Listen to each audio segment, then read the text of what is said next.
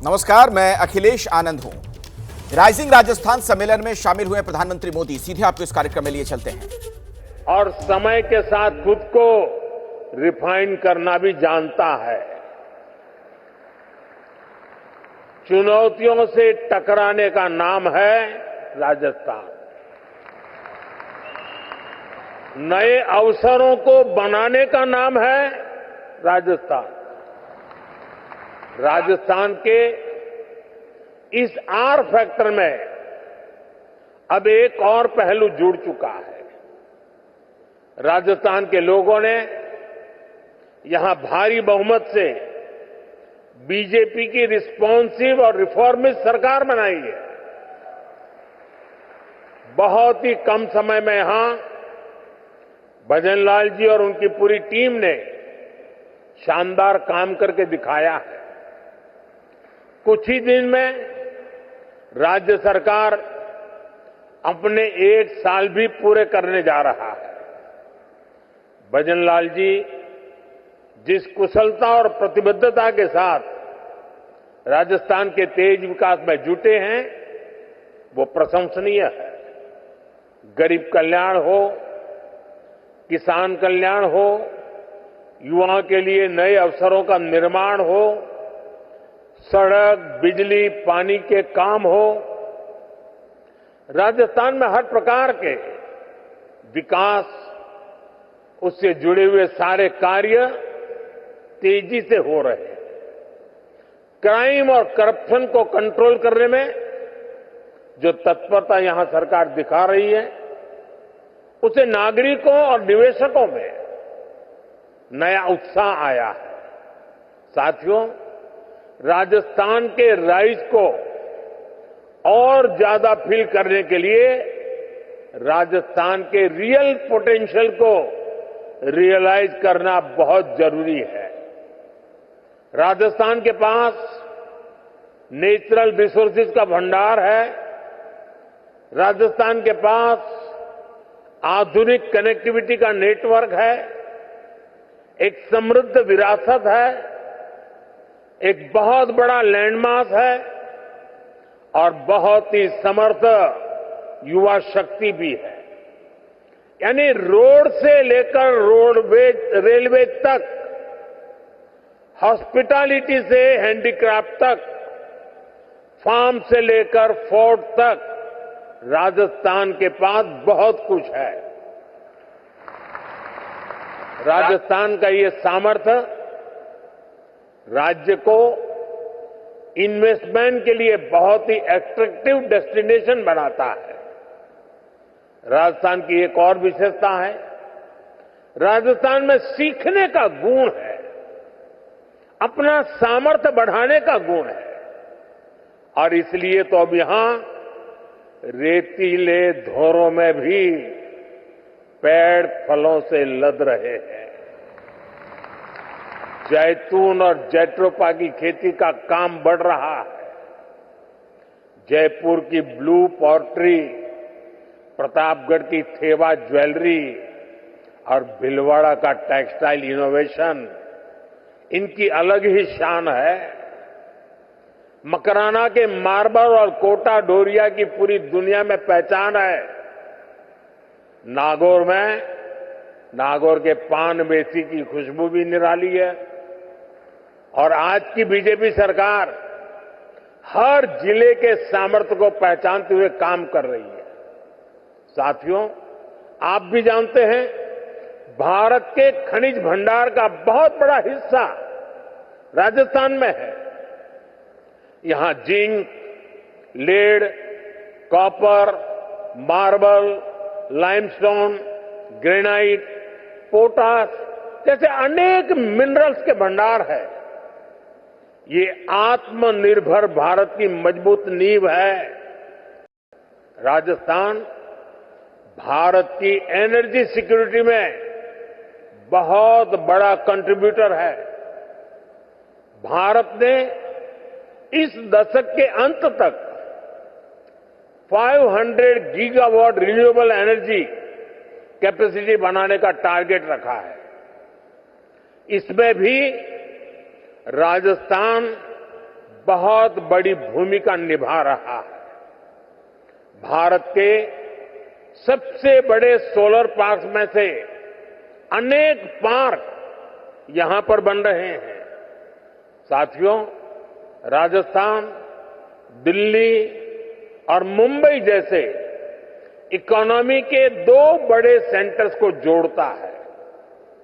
राजस्थान महाराष्ट्र और गुजरात के पोर्ट्स को नॉर्दर्न इंडिया से जोड़ता है। और राज्यसभा की कार्रवाई एक बार फिर से शुरू हुई है, सीधे आपको लिए चलते हैं। रहा था माननीय सभापति महोदय, मुझे बीजेपी के साथियों ने कह दिया कि बेकार कोई फायदा नहीं है, आज हम सदन को नहीं चलने देंगे। ये नहीं होना चाहिए। अरुण सिंह जी, ये लगातार जिस प्रकार से अखबारों में और सुनने को मिल रहा है कि कांग्रेस पार्टी का लगातार कहीं न कहीं जॉर्ज सोरोस के साथ मिलीभगत है और जॉर्ज सोरोस देश की अर्थव्यवस्था को लगातार डिस्टर्ब करने की कोशिश कर रहे हैं। ये बहुत ही गंभीर विषय है। जब कांग्रेस पार्टी विदेशियों के साथ मिलकर के भारत के अर्थव्यवस्था को चौपट करना चाहती है, इस पे बहुत गंभीरता से चर्चा करना चाहिए सर। यह इससे बड़ा महत्वपूर्ण विषय कोई हो नहीं सकता। जो विकास भट्टाचार्य जी, Sir, if the Treasury bench raises this issue, then that's their failure. What did the government do? Why can't the Prime Minister come to the House, make a statement? What they have done? This is an accusation to protect their failure. Total disruption to protect their failure. Dinesh ji, mister Dinesh Sharma ji, Dinesh Sharma ji, Dinesh Sharma ji, अस्तित्व का है और अस्तित्व का प्रश्न है देश का कि यहाँ विदेशी शक्तियों का हस्तक्षेप हमारी भारत को स्थिर करने के लिए लगे और एक दल विशेष के नेता का संबंध उससे जाहिर हो, तो मैं आपसे मांग करता हूँ कि सदन में चर्चा कराया जाना चाहिए कि आगे जॉर्ज सोरोस का संबंध कांग्रेस के किन नेताओं से है। जब सदन चलता है तब इस प्रकार की घटनाएं क्यों होती हैं? क्यों पूरे भारतवर्ष में यहाँ के युवाओं को टारगेट किया जाता है प्रदर्शन के लिए और क्यों भारत में अस्थिरता फैलाने का काम किया जाता है? इसकी चर्चा होना चाहिए। लक्ष्मीकांत जी, लक्ष्मीकांत जी,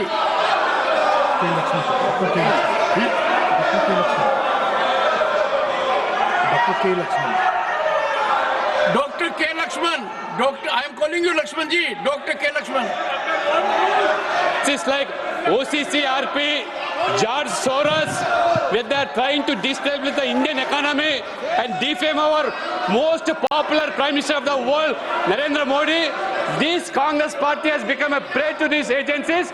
They are trying to disturb not only the Indian economy, even the so-called the top industries of the country. Regularly they have to come just to see that India doesn't arise a superpower in the world, sir. Let there be a discussion on this topic, sir. Shri Rajeev Shukla, Rajeev Shukla, Shri Rajeev Shukla, Rajeev Shukla, mike on नहीं है sir.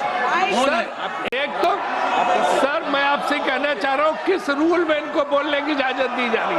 ये सारी बातें अपनी कर रहे हैं, इनके माइक ऑन रहते हैं और इसके अलावा जो है इनके फोटो दिखाए जा रहे हैं। ये तो गलत है, शोरगुल का हल्ला नहीं दिखाया जाता इनका, नीरज शेखर, इनके माइक। नीरज शेखर, श्री नीरज सर, मुझे शेखर, अभी तक समझ नहीं आया कि हमारे साथियों का आपत्ति किस बात पे है। देश की सुरक्षा के बारे में हम बात करना चाहते हैं तो क्या इनको आपत्ति क्या है? कुछ लोग इस देश को डिस्टेबलाइज करना चाहते हैं। कांग्रेस पार्टी के कुछ महत्वपूर्ण सदस्य जिनका नाम आ रहा है समाचार पत्रों में, तो इस पर बात करने में इसको आपत्ति क्या है? देश की सुरक्षा की बात यहाँ नहीं होगी तो कहाँ पे होगी? मैं चाहता हूँ इस पे गंभीर चर्चा होनी चाहिए और तुरंत शुरू होनी चाहिए। John Brittas,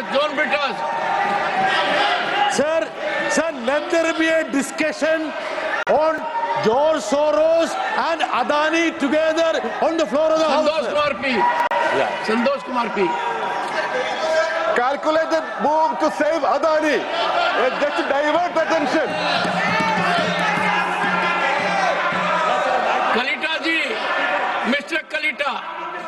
tackle it up. Sir, what we want is a discussion. Let there be a discussion in the relationship between the two. Between whom? Sir, it is all over in media that a party is fully involved in anti-India campaign. We want a discussion on that. Shri Brajlal. मसला है सभापति महोदय सोनिया गांधी जी का अखबारों में आ रहा है, French अखबार में आ रहा है। राहुल गांधी जी जब अमेरिका जाते हैं तो फंडिंग करता है जॉर्ज सोरेस और एंटी इंडिया कैंपेन चलता है। सर सभापति महोदय, हम इस पर चर्चा चाहते हैं। सोनिया जॉर्ज सोरेस का क्या संबंध है, राहुल गांधी का क्या संबंध है, इस पर चर्चा होनी चाहिए। ये देश की सुरक्षा का सवाल है, देश की प्रतिरक्षा का सवाल है, इस पर चर्चा होनी चाहिए। हम इसका डिमांड करते हैं सभापति महोदय। धन्यवाद। तो राज्यसभा की कार्यवाही आप देख रहे हैं, जिस तरीके से वहां पर हल्ला हंगामा हो रहा है जॉर्ज सोरोस के मुद्दा पर। मांग की जा रही है बीजेपी के सांसदों की तरफ से कि इस पर चर्चा हो, जबकि आपने सुना विपक्ष के कुछ सांसदों को उनका कहना था कि अदानी के मामले पर भी चर्चा हो।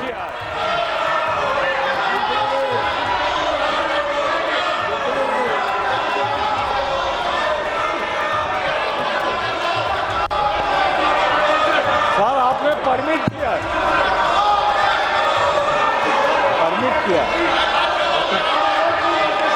सर आपने परमिट किया है, मेरा क्वेश्चन नंबर 2 लगा हुआ है। सरकार बचाना चाहती है अडानी को, इसीलिए ये सब कुछ कर रही है। अडानी की चोरी को बचाने के लिए ये किया जा रहा है। आपने मुझे परमिट किया, मेरा क्वेश्चन नंबर 2 लगा हुआ है। बोंडे जी, जानबूझकर साजिश है। अनिल सुखराम बोंडे जी, अनिल सुखराम बोंडे जी लगता है क्यों डिस्कशन नहीं होने देते? जॉर्ज सोरेस का इनका सगा है, जॉर्ज सोरेस और कांग्रेस मिला के पूरे दुनिया में।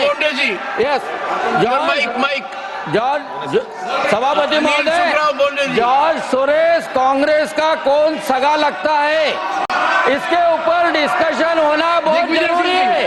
पूरी इंडिया। माननीय दिग्विजय सिंह जी, सर पूरे सम्मानजनक ढंग से आपसे अनुरोध करना चाहता हूं कि आपसे ये उम्मीद नहीं थी। आप पक्षपात कर रहे हैं। कौन से नियम के अंतर्गत आपने डिस्कशन चालू किया है? आपने कौन से नियम में इनको बोलने का अधिकार दिया है? हाउस ये आपका अवरोध कर रहे हैं और आप उनको अलाउ कर रहे हैं। हम बरस पड़ते हैं, आप उनका नाम ले लेके आप उनको अलाउ कर रहे हैं। ये क्या तरीका? Honourable members, I find functioning of the house because of disorder is not possible. The house stands urgent to meet at 2 p.m. today. तो राज्यसभा की कार्यवाही एक बार फिर से स्थगित कर दी गई है दोपहर 2 बजे तक के लिए। जिस तरीके से हल्ला हंगामा हो रहा था, उसके बाद यह फैसला लिया गया कि राज्यसभा की कार्यवाही, आज की ये प्रोसीडिंग एक बार फिर से स्थगित की जाती है। तो जॉर्ज सोरोस से सोनिया गांधी के लिंक पर संसद में बवाल। ये तस्वीरें आपने देखी किस तरीके से लगातार ये मांग की जाती रही वहां पर बीजेपी के सांसदों की तरफ से, सत्ता पक्ष के सांसदों की तरफ से कि जॉर्ज सोरोस के मुद्दे पर चर्चा हो, बातचीत हो, जबकि जो विपक्ष के नेता वहां पर हैं, जो सांसद हैं, उनका यह कहना था कि अदानी के मुद्दे पर भी बातचीत हो, सदन के अंदर चर्चा हो। आप देख रहे थे कई सांसद अपनी सीट पर खड़े थे। इस दौरान तू-तू मैं-मैं की स्थिति भी कई बार बनती नजर आई और आखिरकार सदन की कार्यवाही एक बार फिर से स्थगित कर दी गई है। तो सोनिया गांधी पर गंभीर आरोप लगाए गए हैं। जॉर्ज सोरोस से सोनिया गांधी के लिंक पर संसद में जबरदस्त बवाल हुआ और जिस तरीके के हालात बने, उसके बाद 2 बजे तक के लिए कार्यवाही एक बार फिर से स्थगित कर दी गई। अभी एक बड़ी खबर आ रही है किसान आंदोलन पर। सुप्रीम कोर्ट से बड़ी खबर है। शंभू बॉर्डर खोलने की मांग वाली याचिका सुप्रीम कोर्ट से खारिज हो गई है। एक याचिका पहले लंबित, नई याचिका पर अलग से सुनवाई नहीं होगी। याचिका में दूसरे हाईवे खोलने की मांग की गई थी। तो एक याचिका पहले से लंबित है, यह बात कही गई। नई याचिका पर अलग सुनवाई नहीं होगी। याचिका में दूसरे हाईवे को खोलने की मांग भी की गई थी। तो किसान आंदोलन पर सुप्रीम कोर्ट से अभी की बड़ी खबर आपको बता दें। कल ही दरअसल एक जनहित याचिका दायर की गई थी सुप्रीम कोर्ट में, जिसे सुप्रीम कोर्ट ने सुनवाई के लिए स्वीकार कर लिया था। आज इस मामले की सुनवाई हुई और अब यह याचिका खारिज कर दी गई है, यह कहते हुए कि पहले से ही यह लंबित है एक ऐसी याचिका। तो शंभू बॉर्डर खोलने की मांग वाली याचिका सुप्रीम कोर्ट से खारिज हो गई है। डिटेल में आप तक ये खबर पहुंचाएंगे मेरे सहयोगी निपुण सहगल, सुप्रीम कोर्ट से हमारे साथ मौजूद हैं। निपुण, देखिए, बिल्कुल सुप्रीम कोर्ट के जस्टिस सूर्यकांत की अध्यक्षता वाली बेंच के सामने यह मामला लगा था और इसी बेंच ने इस साल 2 सितंबर को एक कमेटी बनाई थी दूसरी याचिका को सुनते हुए, जिसमें यही मांग की गई थी। तब कोर्ट ने एक सहानुभूति भरा रवैया किसानों के प्रति भी अपनाया था और एक कमेटी बना दी थी, high powered committee, Punjab Haryana high court के रिटायर्ड जस्टिस नवाब सिंह की अध्यक्षता में, ताकि वो किसानों से बात करे और एक समाधान निकाले। राज्य सरकार, किसानों, केंद्र सरकार सबसे बात करके कुछ हल निकालने की कोशिश करे। अब जो नई याचिका आई थी उसके बारे में जजों का मानना था कि जब पहले से कार्रवाई लंबित है सुप्रीम कोर्ट में और सुनवाई चल रही है उस पर, तो ये नई याचिका ऐसा लगता है कि प्रचार के लिए दाखिल की गई है, ये दिखाने के लिए दाखिल की गई है कि कुछ नहीं कर रहा है कोई, और इस मामले में सिर्फ इसी याचिकाकर्ता को जो है चिंता है पूरे देश की।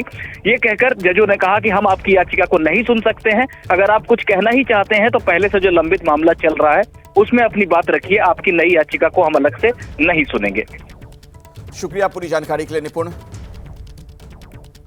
और अभी की एक और बड़ी खबर आपको बता दें, बिहार के पटना एयरपोर्ट पर प्लेन की इमरजेंसी लैंडिंग हुई है। दिल्ली शिलोंग फ्लाइट की इमरजेंसी लैंडिंग की सूचना मिल रही है। खबर यह है कि फ्लाइट से पक्षी के टकराने के बाद यह इमरजेंसी लैंडिंग करवानी पड़ी। फ्लाइट में सवार सभी यात्री और क्रू मेंबर सुरक्षित हैं। तो एक पक्षी के टकरा जाने की वजह से आपातकालीन स्थिति में विमान की लैंडिंग करवानी पड़ी। फ्लाइट में सवार सभी यात्री और क्रू मेंबर महफूज हैं, सुरक्षित हैं।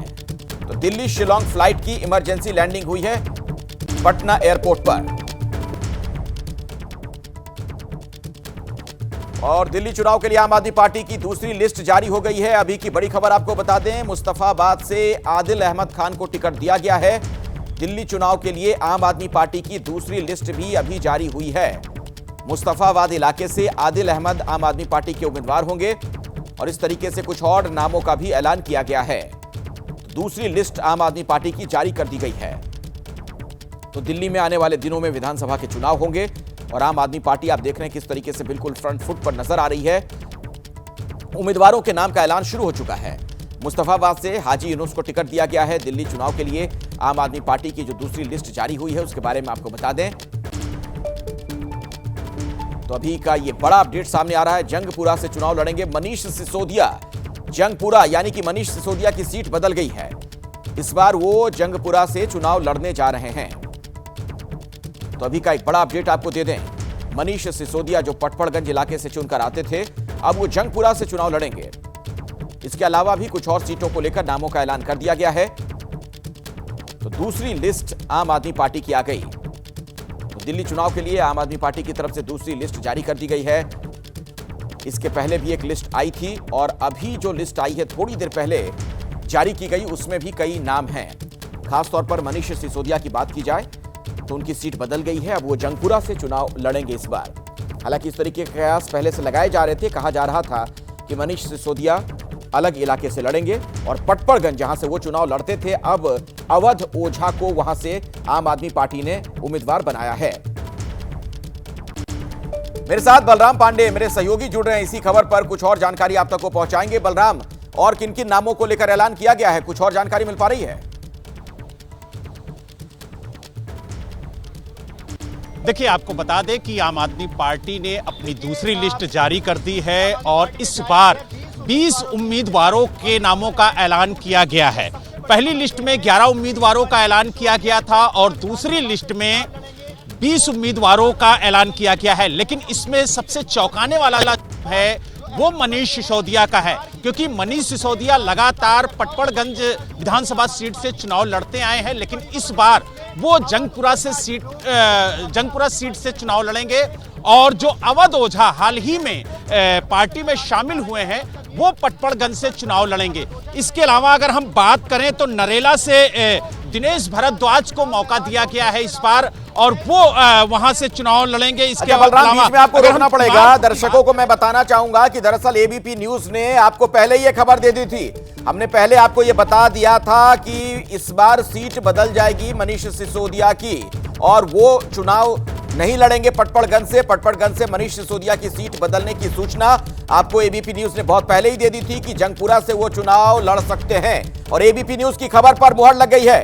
हमारे सहयोगी दीपक रावत ने आप तक ये खबर पहुंचाई थी। दीपक जी बिल्कुल, बहुत बड़ी खबर है और ये जानकारी पहले ही एबीपी न्यूज ने दे दी थी कि अवध ओझा को पटपड़गंज से आम आदमी पार्टी चुनाव लड़ाने की तैयारी कर रही है, जिन्होंने हाल ही में आम आदमी पार्टी में ज्वाइन किया है। और मनीष सिसोदिया की सीट, जो कि एक बड़ा चेहरा आम आदमी पार्टी का नंबर 2 कहे जाते हैं, उनकी सीट बदल दी गई। जंगपुरा से उन्हें चुनाव लड़ाया लड़ाया जा रहा है। जंगपुरा में प्रवीण देशमुख, जो कि पिछले 10 साल से विधायक रहे हैं, उनकी जगह मनीष सिसोदिया को लड़ाया जा रहा है। पार्टी ने अलग अपनी स्ट्रेटेजी इस बार अख्तियार की है और इसके अलावा भी कई चेहरे ऐसे, राखी बिरलान की सीट को भी बदल दिया गया है।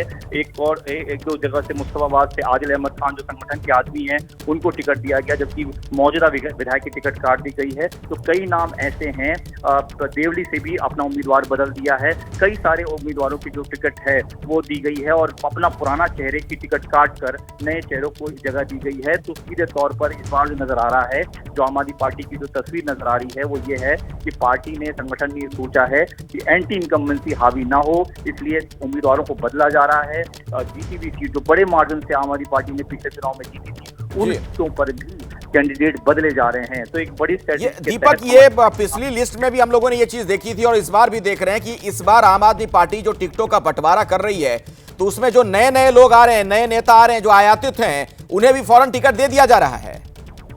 जी बिल्कुल, पार्टी की स्ट्रेटजी दरअसल ये है अखिलेश की, नए चेहरे जो शामिल हुए हैं आम आदमी पार्टी में, उन्हें अपना जगह उस सीट पर बनाने का मौका मिले, वो लोग वहां पर समय से रहते प्रचार कर सकें, अपने को एस्टैब्लिश कर सकें। इसी स्ट्रेटजी के तहत जो है आम आदमी पार्टी देर नहीं करते हुए उन चेहरों को तुरंत उस सीट पर उतार रही है, टिकट दे रही है, ताकि वो अपना वहां पर मूवमेंट तैयार कर सके, वहां पर प्रचार प्रसार शुरू कर सके और लोगों के बीच जा सके। तो एक प्रॉपर स्ट्रेटजी के तहत आम आदमी पार्टी इस बार चुनाव लड़ना चाहती है, कोई मौका नहीं गंवाना चाहती और यही वजह है कि जैसे ही उनकी ज्वाइनिंग होती है, उसके 2-3 दिन बाद उनके नाम की लिस्ट जो है वो सामने आ जाती है। चाहे वो अवध ओझा की बात करें, परवेश पटन की बात करें, ये तमाम उन चेहरों की बात करें, जितेंद्र संटी की बात करें, इन तमाम चेहरों को तरजीह दी गई है। तो सीधे तौर पर इस बार आम आदमी पार्टी ने अब तक करीबन 31 लोगों की लिस्ट जारी कर दी है 70 विधानसभा सीटों में से, और लगातार आने वाले दिनों में भी कुछ और चेहरे जो है आम आदमी पार्टी में शामिल होंगे, ऐसा सूत्रों का दावा है। और इन चेहरों के साथ अगली लिस्ट भी जल्दी सामने होगी। बिल्कुल, तो इस चुनाव को लेकर आप देख रहे हैं आम आदमी पार्टी कैसे फ्रंट फुट पर नजर आ रही है। दूसरी लिस्ट भी आम आदमी पार्टी की आ गई, ये देखिए एबीपी न्यूज पर वो लिस्ट भी हम आपको दिखा रहे हैं। दिल्ली चुनाव के लिए आम आदमी पार्टी की दूसरी लिस्ट भी सामने आ गई है और इसमें सबसे खास बात जो है, मनीष सिसोदिया की सीट बदल गई है। पटपड़गंज से नहीं, जंगपुरा से चुनाव लड़ेंगे मनीष सिसोदिया और हमने आपको यह खबर बहुत पहले ही दे दी थी। तो एबीपी न्यूज की खबर पर मुहर लग गई है। पटपड़गंज से अवध ओझा को टिकट दिया गया है। हाल ही में जो आम आदमी पार्टी में शामिल हुए थे अरविंद केजरीवाल की मौजूदगी में, अब उन्हें उम्मीदवार यहां से पार्टी ने बनाया है। दीपक, इसके पीछे कुछ खास वजह भी नजर आ रही है? जिस तरीके से पटपड़गंज में पिछली बार का अगर आप नतीजा देखें तो मनीष सिसोदिया का जो जीत का मार्जिन था वो बहुत कम था। हालांकि दावा ये किया जाता था कि एक शिक्षा का मॉडल है दिल्ली में और उनके दावे पर जो है चुनाव भी लड़ा गया, लेकिन जिस तरीके का मार्जिन रहा और उसके बाद की जो परिस्थितियां रही, क्योंकि करीबन 1.5 साल तक मनीष सिसोदिया अपनी कंस्टिट्यूएंसी से दूर रहे, जेल उन्हें जाना पड़ा नई शराब नीति को लेकर जो आरोप लगे थे उसको लेकर, और यही वजह है कि वो अपने जो कनेक्टिविटी है उसको नहीं बरकरार रख पाए। दूसरी चीज एक और सबसे ज्यादा महत्वपूर्ण अखिलेश यहाँ पर है कि आम आदमी पार्टी सर्वे करा रही है हर सीट पर, और एक नहीं बल्कि 2-2, 3-3 एजेंसियां जो हैं ये सर्वे करा रही हैं। इन सर्वे के आधार पर जो नतीजा पार्टी के शीर्ष नेतृत्व के सामने आ रहा है, उसी सर्वे की रिपोर्ट के अनुसार ही टिकटों में बदलाव किया जा रहा है। मनीष सिसोदिया को चुनाव लड़ाना जरूरी है क्योंकि वो वरिष्ठ चेहरा है और बड़ा कद है उनका पूरी पार्टी में, तो इसीलिए उनकी सीट को पटपड़गंज में न रखते हुए उनको जंगपुरा दिया गया। जंगपुरा बेहद सेफ सीट भी मानी जाती है और यही वजह है कि जंगपुरा को चुना गया है। जंगपुरा में पिछले काफी लंबे समय से मनीष सिसोदिया काम करते हुए भी नजर आया, चाहे चाहे वो जब बीजेपी ने शुरू किया था झुग्गी प्रवास, उस दौरान भी हमने देखा था कि मनीष सिसोदिया खुद जंगपुरा की झुग्गियों में पहुंच गए थे, वहां पर उन्होंने रात बिताई, लोगों के साथ रहे और इसके अलावा भी कई सारी मुद्दों पर वहां पर नजर आए। जब डीडीए ने कार्रवाई करते हुए जो इलीगल झुग्गियां जिनको तोड़ने का वहां पर ऑर्डर आया, तब भी मनीष सिसोदिया वहां पर नजर आए थे। तो पिछले लंबे समय से जंगपुरा में काफी एक्टिव है मनीष सिसोदिया और इसीलिए माना जा रहा था कि मनीष सिसोदिया को वहां से लड़ा सकते हैं। दूसरा एक दूसरी तरफ नजर डालें तो अवध ओझा जिन्हें कहा जाता है कि एक शिक्षा का मॉडल वो भी हैं, गुरुजी के नाम से फेमस हैं, बच्चों को कोचिंग देते हैं, उनको इस तरीके से शिक्षा मॉडल के तहत पड़पड़गंज में उतारा गया है। क्योंकि जो बिल्कुल, और मैं दर्शकों को जरा बता दूं, ये देखिए जो नाम सामने आ गए हैं, जंगपुरा से मनीष सिसोदिया हैं, पटपड़गंज से अवध ओझा, नरेला से दिनेश भारद्वाज, तिमारपुर से सुरेंद्र पाल सिंह बिट्टू, आदर्श नगर से मुकेश गोयल और मुंडका से जसबीर कराला, ये उम्मीदवार होने जा रहे हैं आम आदमी पार्टी के। तो ये 6 नाम भी आपके सामने, दिल्ली में किसे कहां से टिकट मिला है। मेरे साथ बलराम भी मौजूद है, मेरे सहयोगी। बलराम, क्या कुछ खास बात इस बार नजर आ रही है जो अभी लिस्ट जारी हुई है थोड़ी देर पहले?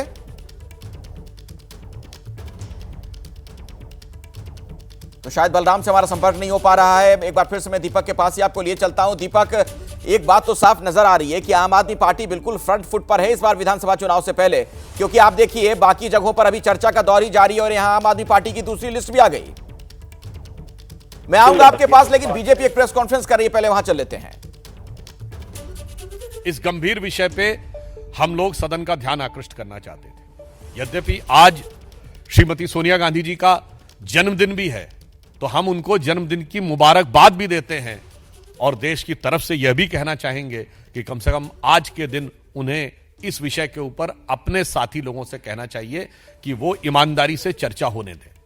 आज इस विषय पर हम सबका यह आग्रह था कि यह गंभीर विषय उभर कर सामने आया है। आप देखिए, इसके उपरांत यह फोरम काम क्या कर रहा है। अब आप देखिए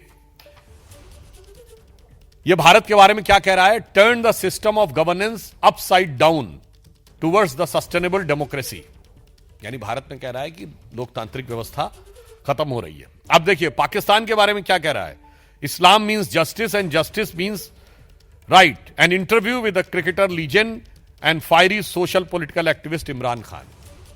अब देखिए साहब, कश्मीर के बारे में क्या कह रहा है।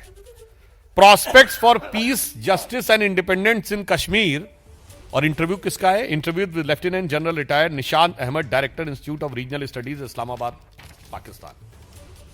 भारत में डेमोक्रेसी खत्म हो रही है और कश्मीर में जस्टिस होना चाहिए, उसके लिए पाकिस्तान के थिंक टैंक का इंटरव्यू है। अब आप इसका रहस्य समझिए। वेबसाइट पे प्राप्त जानकारी के अनुसार financial support by contribution from Soros foundation. अब the dots seems to be connected and mister George Soros is the same person which has openly pledged that he has put up $1 billion to destabilize the Modi government. बहुत साफ है कि धन कुबेर से धन का प्रवाह किस काम के लिए हो रहा है। आज तक भारत या विदेश के किसी भी धनी व्यक्ति ने ओपनली पॉलिटिकल एजेंडा के लिए धन देने की वह घोषणा नहीं की है और यह जॉर्ज सोरस ने किया है। इसलिए हम इस गंभीर विषय को उठाना चाहते थे, जिसके लिए नियम 267 के तहत नोटिस हमारी तरफ से था। श्री लक्ष्मीकांत वाजपेयी जी जो मुख्य सचेतक हैं भाजपा के, वो थे। कविता पाटीदार जी थी। हमारी पार्टी के कई अन्य सांसद थे और इसके साथ जदयू के राष्ट्रीय अध्यक्ष संजय झा जी ने भी नोटिस दिया था और हमारे सहयोगी तमिलनाडु में जी के वासन जी, उन्होंने भी नोटिस दिया हुआ था। परंतु विपक्ष इसके ऊपर ईमानदारी से चर्चा नहीं चाहता है और इसलिए वो अपनी इन कारगुजारियों को छुपाने का जितना भी प्रयास कर ले, आज हम साफ साफ विपक्ष और विशेषकर कांग्रेस पार्टी से पूछना चाहते हैं कि ये forum for democratic leaders of Asia Pacific से आपका क्या संबंध है। साफ साफ बताइए। और इसमें जिस प्रकार से भारत विरोधी और पाकिस्तान समर्थक बातें कही जा रही हैं, वो आपकी सहमति से हैं या आपकी दुरभिसंधि के साथ हैं विद योर। तो जॉर्ज सोरोस के मुद्दे पर बीजेपी लगातार हमलावर है, कांग्रेस को कैसे घेर रही है वो आप देख रहे हैं।